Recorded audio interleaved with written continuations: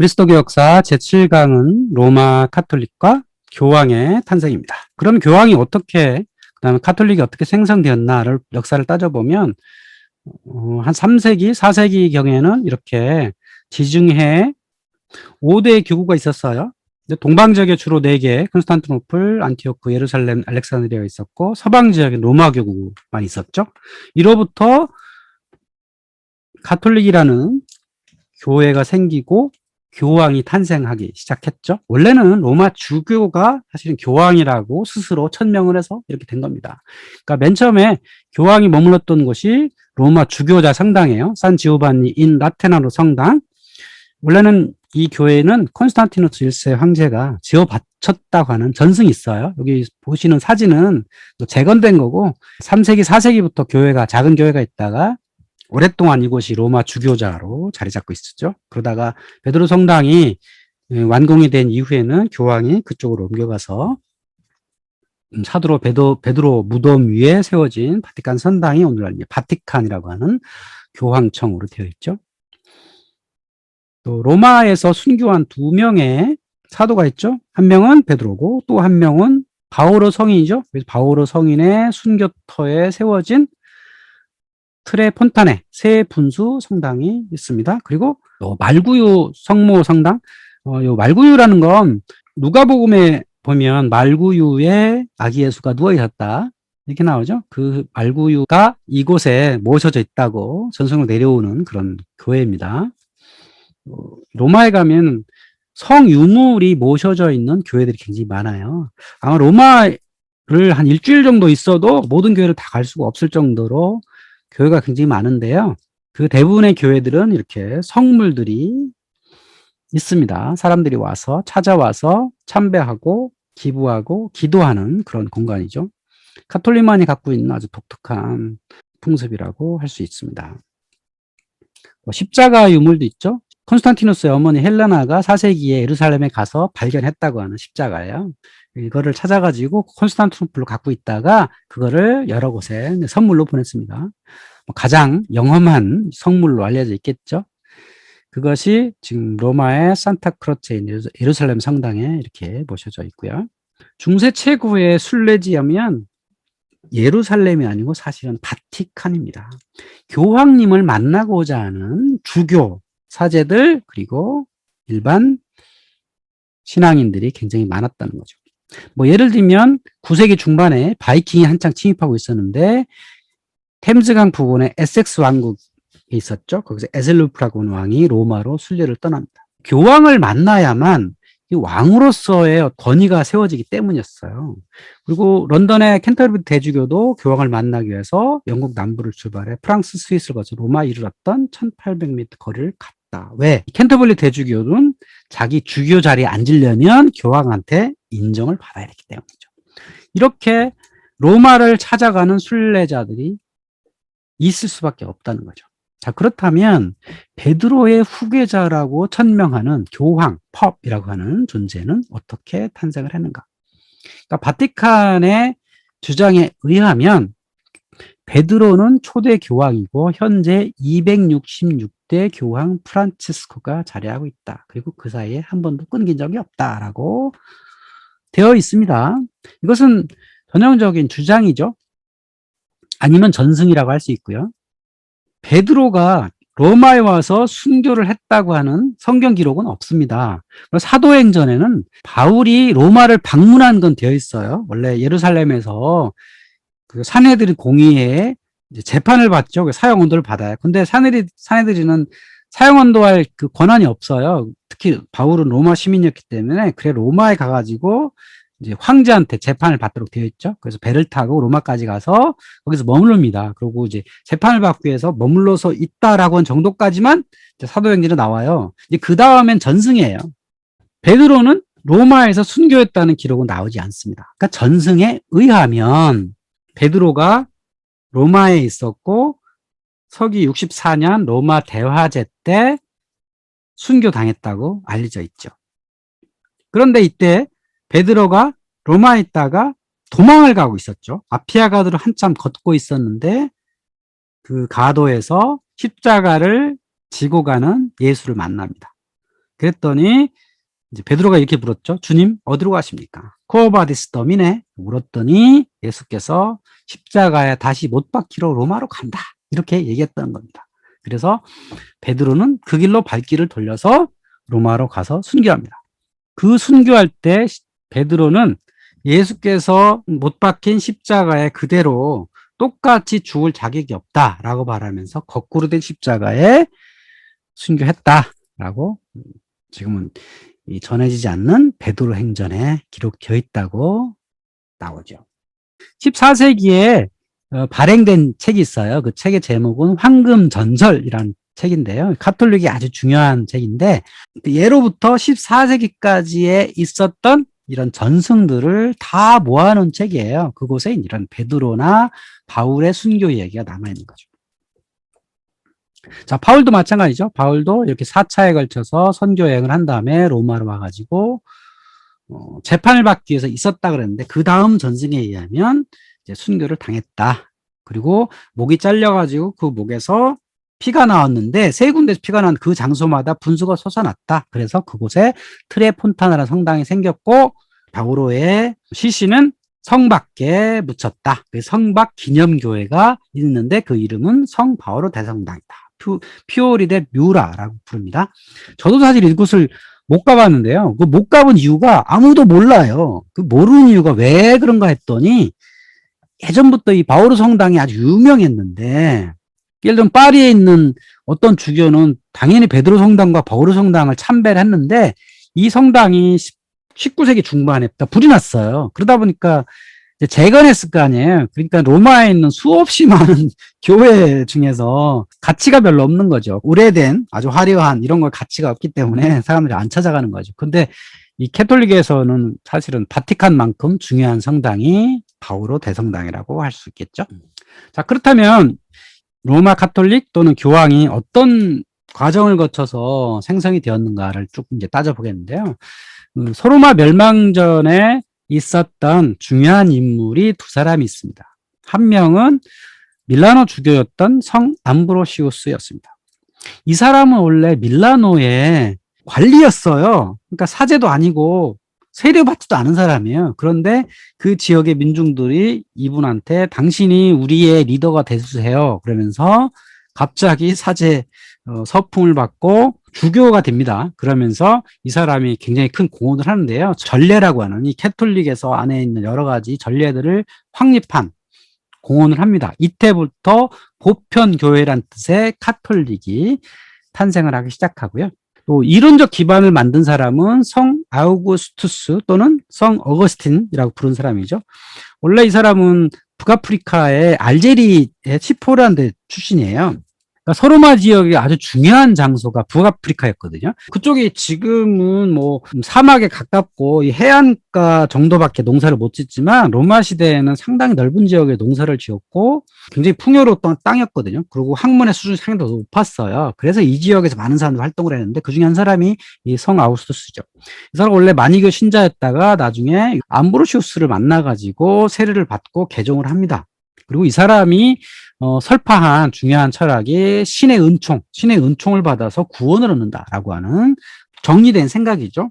그래서 이분의 신의 은총론이 나중에 개신교에서 상당히 각광을 받는 주제가 됩니다. 이 가톨릭이 생성되기 위해서는 번역된 성서가 필요하죠. 이 번역된 성서를 라틴어, 불가타 성서라고 하는데요. 백성의 언어다. 백성들이 쓰는 언어다 해서 불가타 성서라 부르는데요.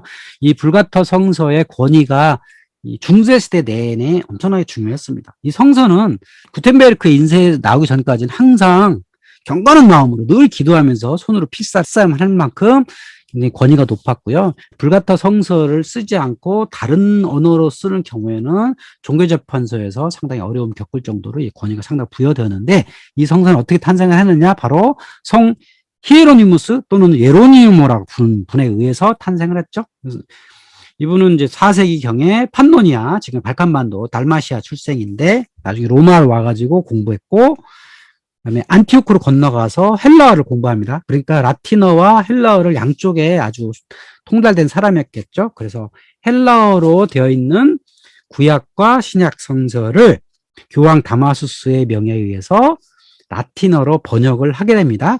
그래서 그 라틴어 번역본을 가지고 로마 중심의 서방 교회가 종교 활동을 하게 되죠. 그리고 불가타 성서라 이름이 붙여진 것은 14세기에 그의 번역본, 이것이 지금까지는 전해지는데요. 이것을 불가타 성서라고 칭했다고 합니다. 자, 그러면 이제 역사적으로 들여다보면 서로마가 그러니까 콘스탄티누스가 기독교를 공인한 게 324년 니케아 공의회부터 476년까지 한 150년간 서로마가 있었죠. 그래서 서로마 지역에 상당히 많은 기독교인이 쭉 퍼졌겠죠. 자, 그런 상황에 북동쪽의 게르만족, 훈족들이 서로마를 멸망을 시킵니다. 즉 오늘날 프랑스 땅에는 프랑크족이, 잉글랜드에는 앵글족과 섹슨족이, 그다음에 에스파냐에는 고트족이, 북아프리카에는 반달족이, 이탈리아에는 롬바르드족이, 발칸 반도에는 슬라브족이 이렇게 이동을 합니다. 아주 이 게르만족의 이동은 자연스러운 현상이에요. 중국 쪽에도 이런 일이 똑같이 일어났기 때문에 자연스럽게 북쪽에 있던 유목, 그다음에 목축을 하던 사람들이 남쪽으로 내려와서 그들의 영역으로 삼았던 그런 거죠. 결국 서로마가 멸망을 하고 서로마 지역에는 결국 국가 권력이 다 사라져요. 많은 지도자들 죽었겠죠. 지식인들 죽고. 그런 상황에서 로마 주교가 국가 수장의 역할을 합니다. 452년에 아틸라라고 하는 훈족의 장수가 여기를 쳐들어오는데 그때 로마 주교였던 레오 1세가 담판을 합니다. 그래서 협상을 해가지고 아틸라가 원하는 황금을 로마에서 막 걷어가지고 주죠. 그래서 그들이 떠나도록 이렇게 해서 결국은 교회가 사실상의 국가 역할을 수행을 하고요. 6세기에 가면 그레고리 1세라고 하는 로마의 주교가 스스로 유럽의 지배자다라고 얘기를 하고요. 가톨릭 보편교회 수장이라고 주장을 합니다. 이때부터 나폴레옹 혁명 이전까지 교회가 사실상의 국가 역할을 합니다. 그 지역에 살던 많은 사람들의 호족부를 교회가 관리했어요. 왕들이 관리하는 게 아니라 교회가 했어요. 왜? 누가 태어나잖아요. 당연히 세례를 받을 거 아니에요. 교회에 와서 세례를 받으면 거기에 교족부에 기록을 하는 거죠. 그러니까 당연히 그 지역에 있는 모든 사람들은 교회에 등록되어 있는 겁니다. 그리고 행정관청은 따로 없고 교회가 행정관청 역할까지 다 했다는 겁니다. 그래서 18세기 나폴레옹 혁명 이후에 국가가 생기면서부터 그 교회 역할을 국가기관이 받은 거죠. 그러니까 따져보면 국가 행정력이 제대로 미친 건 유럽 사회에서는 이제 한 200년밖에 안 된 거예요. 그만큼 교회 역할이 굉장히 컸다 이겁니다. 자, 교황제도를 확립한 인물은 그레고리우스 1세입니다. 이 사람은 가톨릭에서 대교황이라고 불리는데요. 이 서로마 멸망 이후에 이탈리아를 도와주지 않는 비잔틴 제국. 당시에는 동로마 제국이 영향이 컸고 이게 서기 590년경이면 유스티니아누스 대제가 있을 때거든요. 동로마에. 그 유스티니아누스 대제가 이쪽 이탈리아까지 점령을 하긴 하는데 제대로 관리가 안 돼요. 그러니까 백성들은 늘 죽어나가고 그다음에 롬바르드족 이런 어떤 게르만족들 와서 쳐들어오는데 이거를 제대로 지킬 수는 없단 말이에요. 그래서 이 그레고리우스 1세의 주교가 유럽의 지배자로 칭하면서 여러 가지 제도를 도입하죠.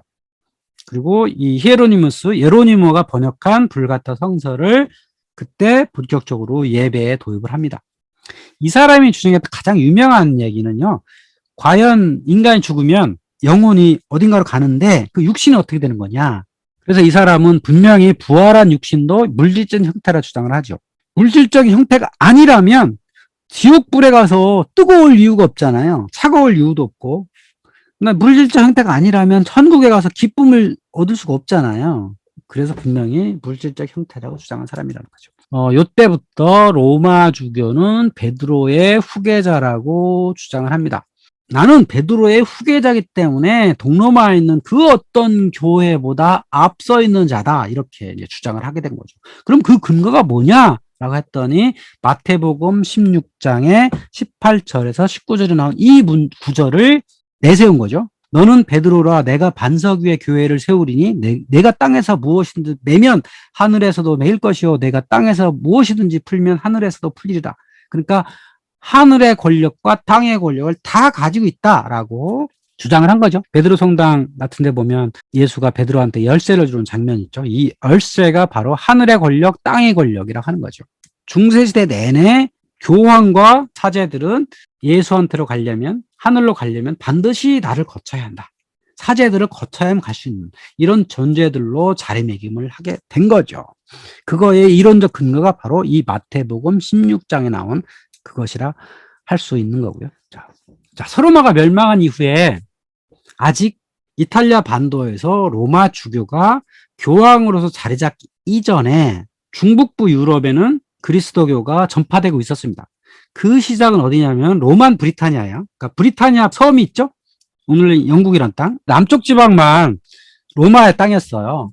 그래서 그걸 로마 브리타니아 하는데 이쪽에 당연히 로마 제국 시대 그리스도교가 전파가 되어 있었을 거 아니에요. 그때 등장한 인물이 패트릭이라는 사람이에요. 이 패트릭은 원래 아마도 잉글랜드 사람이었을 텐데 아일랜드에서 노예 생활을 하다가 도망쳐와요. 그래서 잉글랜드 와가지고 딱 있었는데 본인이 아일랜드를 선교할 사명이다라고 깨닫게 되고 아일랜드로 건너갑니다. 그래서 그리스도교를 전파하게 돼요. 그러니까 아일랜드는 원래 로마 그 영역이 아니었기 때문에 소로마 제국 당시에는 이런 기독교 전파가 안 됐던 거죠. 그래서 이 패트릭에 의해서 아일랜드가 삼위일체파의 아주 중요한 지역이 되고요. 그 패트릭이 아일랜드 사람들한테 삼위일체를 설명할 때 사용한 게 세이클로바입니다. 샴록이라고 부르는 세이클로바인데요. 아일랜드 국기에 요 세이클로바가 들어가 있었어요. 요즘에는 저 세이클로바를 뺐는데요. 아마 이때부터 이 삼위일체, 삼세끼가 등장한 게 아닌가 싶어요. 굉장히 오래됐죠. 아일랜드가 삼위일체파의 상당히 중요한 지역이 되었는데 이쪽에서 콜롬바누스라고 하는 사제가 스코틀랜드로 전파를 합니다. 근데 이 지역의 특징은요, 산악 지역이에요. 아일랜드도 그렇고 스코틀랜드도 그렇고 산악 지역이라서 도시에 있는 교회, 우리가 보는 성당 이런 건 도시에 있는 교회고 주로 산악 지역의 골짜기에는 수도원 문화가 많이 발달한 거예요. 그래서 이 아일랜드와 스코틀랜드는 수도원 중심의 문화가 생기게 되었고 그 수도원에서 뭘 하냐면 선교를 하고 고행을 하고 교육을 하고 학문 연구라는 그런 공동체가 되었던 거죠. 그래서 그곳에서 고전 필사가 많이 이루어졌습니다. 그래서 오늘날 많은 그 고전 필사된 원본들이 이 8세기, 9세기에 아일랜드 수도원에서 했던 것들이 굉장히 많이 남아있는 거죠. 그래서 아일랜드 교회를 켈트 교회라고 부릅니다. 왜냐하면 그 아일랜드와 스코틀랜드가 원래 켈트족 지역이거든요. 그래서 켈트 문화가 반영된 교리가 있다. 그래서 켈트 교회라고 부르고요. 여기 켈트 크로스라고 하는 게 있죠. 그래서 매듭이 있고 십자가 있는데 동그란 원이 있어요. 원래 이 지역에 드루이드라고 하는 교가 있었거든요. 근데 드루이드가 어떤 교리를 갖고 있는지 알려져 있지 않아요. 근데 이 드루이드교의 영향을 받아가지고 저 켈트 십자가 탄생을 했다. 이런 썰이 있습니다. 그리고 이 잉글랜드 지역에는 원래 이제 앵글로족과 섹슨족이 이쪽으로 이제 침입을 해가지고 이들은 또 그러니까 다신교 문화가 있었던 거예요. 그래서 그레고리 1세가 여기에 아우구스티누스라는 사람을 이쪽으로 파견을 합니다. 그래서 여기에 이제 로만 카톨릭을 정착을 시킨 다음에 그 지역에 있었던 켈트 그리스도교와 통합을 해요. 왜냐면 이제 교리가 조금 다를 거거든요. 그러니까 현지의 문화를 흡수해가지고 조금 다르니까 그거를 통합을 해가지고 잉글랜드 교회를 이때 최초로 만듭니다. 그러다 보니까 여기 잉글랜드 교회에는 다신교 사상, 전례, 애니미즘이 약간 포함되어 있다라고 이제 볼 수가 있죠. 아까 켈트 십자가 같은 게 그런 거죠.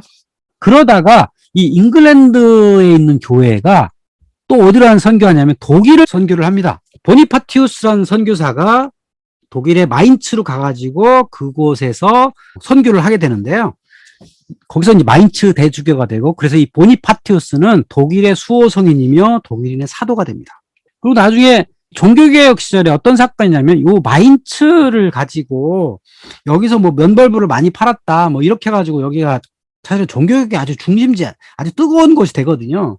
그 이유가 이 마인츠란 지역은 로마 교황이 잉글랜드를 보내고 잉글랜드에서 독일을 갔기 때문에 결국 로마 교황의 영향력이 상당히 크게 된 거죠. 그리고 신성로마 제국은 원래 그 황제를 선출했거든요. 근데 선출을 누가 하냐면 7명의 선제후라고 하는 사람이 선출을 해요. 근데 그 7명 중에 선제후에는 3명의 주교와 4명의 영주가 있었어요. 근데 3명의 주교 중에 1명이 마인츠 주교였단 말이에요. 그러니까 그 교황의 영향력이 상당히 컸죠. 그러니까 아이러니한 건 이런 거예요. 아일랜드의 수호성인은 잉글랜드인이고 스코틀랜드의 영웅 콜럼바누스는 아일랜드인이고 독일의 사도라 불리는 보니파티우스는 잉글랜드인이었다 하는 겁니다. 그러니까 이 중북부 지역에는 오히려 수도원 중심의 포교 문화가 자리 잡고 있었다라고 하는 거예요. 그러니까 이탈리아에는 이런 교회, 주교자 위주의 종교 문화가 있었다면 프랑스 이북의 이런 지역은 수도원 문화가 주로 이 그리스도교의 핵심 지역이었다라고 이제 볼 수 있는데요. 자, 그렇다면 수도원 또는 수도회라는 게 뭐냐? 처음에 기원이 어디서 출발하냐면 시나이 반도에 있었던 성녀 카타리나 수도원입니다. 여기가 이 장소가 어디냐면 시나이산 기슭에 있는 곳이에요. 그러니까 여기 지금 이제 동방정교회 소속 수도원인데 모세가 야훼의 계시를 받은 돌판에 십계명을 받아온 그곳이라고 하는 거죠. 시나이산 밑에 어딘지 모르지만 이곳이다라고 해가지고 여기다가 이 수도원을 짓게 된 거죠. 여기부터 출발해가지고 이 동방 지역에 수도원 문화가 상당히 있었는데요. 아마도 이게 불교의 이런 수행 문화가 전해진 게 아니냐 이런 썰도 있어요. 그래서 이런 수도자들이 상당히 많이 있었는데 가장 유명한 사람이 주상성자로 유명한 시메온이에요. 이 사람은 시리아 지역에서 고행 활동을 한 사람인데요. 37년간 기둥 위에서 기도한 삶을 살았던 사람이에요. 그럼 여기서 어떻게 살아요? 그러니까 처음엔 한 1m 정도 위에 이렇게 있었다가 점점 기둥이 높아져가지고 몇십 미터 위에 있었대요. 그럼 어떻게 먹고 살아요? 그러니까 제자들이 이렇게 밧줄로 하루에 한 번 식량을 올려줘서 이렇게 살아왔다고 해요. 그리고 그 위에서 밑에 찾아오는 민중들한테 뭔가 설교를 하는 거죠. 그럼으로써 이 사람이 이제 고행을 통해서 그리스도의 생각을 전파하는 이런 역할을 했던 거죠. 청빈한 예수를 따르겠다고 하는 종교인이 이때부터 등장을 하게 됩니다. 자, 그래서 이런 수도원들이 특히 동방지역에 굉장히 많이 생겼는데, 동방지역은 주로 정교회일 거 아니에요. 이 정교회는 주로 고행, 수행 이런 중심으로 많이 퍼져 있었죠. 그러니까 지금 동방 지역에 수도원은 많이 남아있지 않죠. 왜냐하면 이슬람 지역으로 바뀌었기 때문에. 그래서 지금 수도원으로 볼 수 있는 건 여기 시나이 반도에 있는 상카타네 수도원, 그리고 지금 그리스의 칼람비카라고 하는 지역에 있는 메테오라 수도원이에요. 그래서 제가 메테오라 수도원 여기 가봤는데 여기 보면 옛날엔 몇십 개가 있었대요, 수도원이. 그러니까 바위 위에 수도원이 있어요. 지금 9개가 남아있거든요. 이것은 사람이 걸어서 올라갈 수가 없어요. 그러니까 절벽을 기어 올라가야 되는데, 그러니까 여기 이제 식량 같은 걸 올릴 수 있는 도르래 같은 것도 있고, 사실 수도원이라는 게 외적도 워낙 많기 때문에 생존이 가장 중요하잖아요. 그래서 산 위에 이렇게 침입을 막기 위해서 있었던 곳이다. 그래서 이런 동방정교의 수도원은 고행, 수행 중심이었다. 그런데 서방 지역의 수도는 조금 달랐어요. 물론 영성, 고행, 교육 중심으로 운영됐다고 하는 거죠. 그러니까 아일랜드 수도원, 스코틀랜드 수도원, 프랑스 수도원 이런 수도원들은 물론 고행도 물론 하지만 그곳에서 영성을 키우고 교육을 하고 그다음에 고전 필사를 하고 이런 활동들이 굉장히 많이 있었다라고 하는 겁니다. 가장 유명한 수도원은 프랑스에 있는 클리니 수도원이죠. 여기서 11세기에 개혁운동이 일어나는 그런 중요한 장소이기도 합니다. 특히 수도원은 주교와 영주의 간섭을 받지 않았습니다. 그렇다면 여기는 어떻게 먹고 살아요? 땅을 가진 영주들이 이 수도원에 땅을 기부를 합니다. 그래서 수도원이 그러니까 농사를 지어가지고 스스로 생존할 수 있었던 그런 곳이라 할 수 있죠. 그러니까 이 수도원에 있는 농사를 전담하는 수사가 있고, 그다음 필사란 전담하는 수사가 있고, 그다음 교육을 담당하는 수사가 있고, 이런 역할들이 나눠져 있다고 하는 거죠. 이런 수도원 중심의 문화가 나중에 교회 개혁의 선봉이 됩니다. 이 클리니 수도원에서 10세기 후반부터 11세기 초반까지 개혁운동이 있었다라고 하는 겁니다. 그 시대에 이 캐톨릭에서 제일 문제가 됐던 게 성직 매매 그리고 사제 결혼 관행이었어요. 그러니까 성직 매매와 결혼 관행이 뭐냐면 원래 그러니까 성 안 부르실 수도 원래 사제가 아니었거든요. 근데 사제가 아닌 일반 관리였는데 갑자기 사제가 되는 이런 경우가 상당히 많이 있었다는 거죠. 그리고 황제, 영주들이 주교를 임명하면 자기 부하들을 원래 사제가 아닌데 사제 교육을 전혀 받지 않은 사람인데 주교가 되는 경우도 있었단 말이에요. 그러니까 당연히 결혼한 사람도 있었을 거 아니에요. 그러니까 이런 문제가 있었단 말이에요. 그래서 클린스톤에서 이 독신을 추구하는 수도사의 삶이 가장 이상적이다라고 주장했던 거고, 이 시대 이후에 사제 독신주의가 점차 자리 잡습니다. 근데 사실 사제 독신주의는요, 이때까지도 완전하게 자리 잡지 못했고, 16세기 이후에 캐톨릭에는 완전하게 사제 독신주의가 했다는 거고, 그 전에는 그러니까 형식적으로는 사제는 독신이어야 된다. 그다음에 성직은 매매하면 안 된다라고 되어 있지만 현실은 그렇지 않았다고 하는 겁니다. 교회의 분열은 사실은 언어가 가장 중요하다고 그랬잖아요. 그래서 이 라틴어권과 헬라어권, 그래서 이 캐톨릭과 동방정교회가 분리된 가장 중요한 차이는 사실은 언어였다. 그리고 맨 먼저 국가 종교회로 분리된 것이 어디라고요? 그랬죠? 아르메니아 사도교회, 아르메니아어로 맨 먼저 번역을 해가지고 그들이 맨 떨어져 나간 거기 때문에 결국은 언어의 차이가 이 문화의 차이로 반영이 되기 때문에 자연스럽게 분리될 수밖에 없다는 거죠. 그래서 오늘날의 라틴어 계열 로망스 지역을 쭉 보시면 이래요. 여기 색깔 있는 에스파냐, 이베리아 반도, 프랑스, 이탈리아, 여기 카톨릭권이잖아요. 그러니까 카톨릭권과 개신권이 딱 보여요. 근데 오른쪽에 루마니아라고 하는 노란색 있잖아요. 여기도 라틴어 계열 로망스를 쓰죠.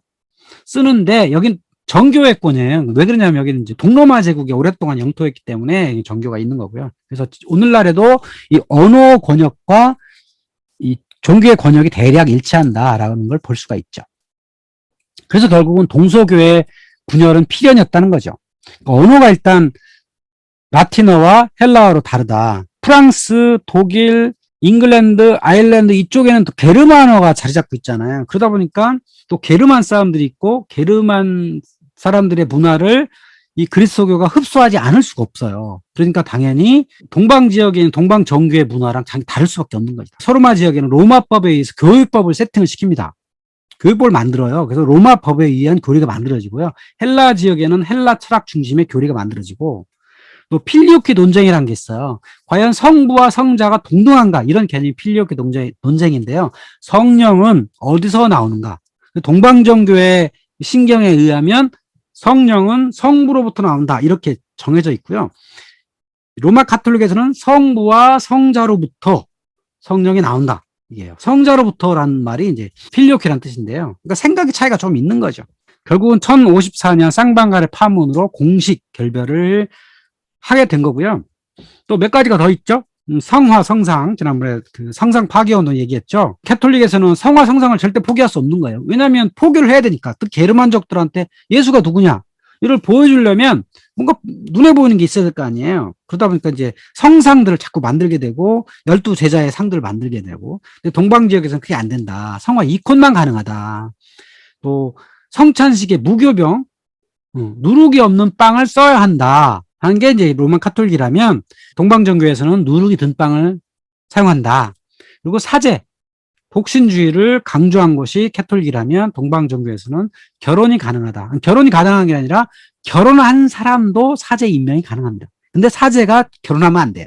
주교 이상으로 올라가면 독신만 가능하다. 그러니까 처음부터 독신으로 들어와서 쭉 간 사람만 승진할 수 있는 거고 결혼한 사람이 사제 임명을 받으면 그 사람은 승진 안 하는 거죠. 그래서 사제로만 남아있는 그런 경우다.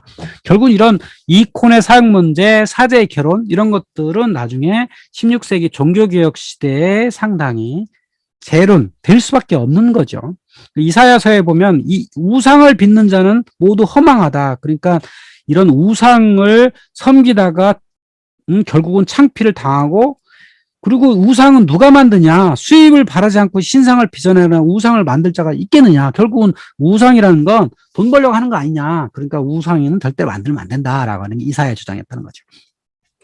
이것이 로만 카톨릭에서는 어쩔 수 없이 포교를 하다 보니까 게르만족을 품으려면 이런 우상처럼 보일 만한 것도 만들 수밖에 없었다는 궁여대책이었다고 할 수 있겠죠.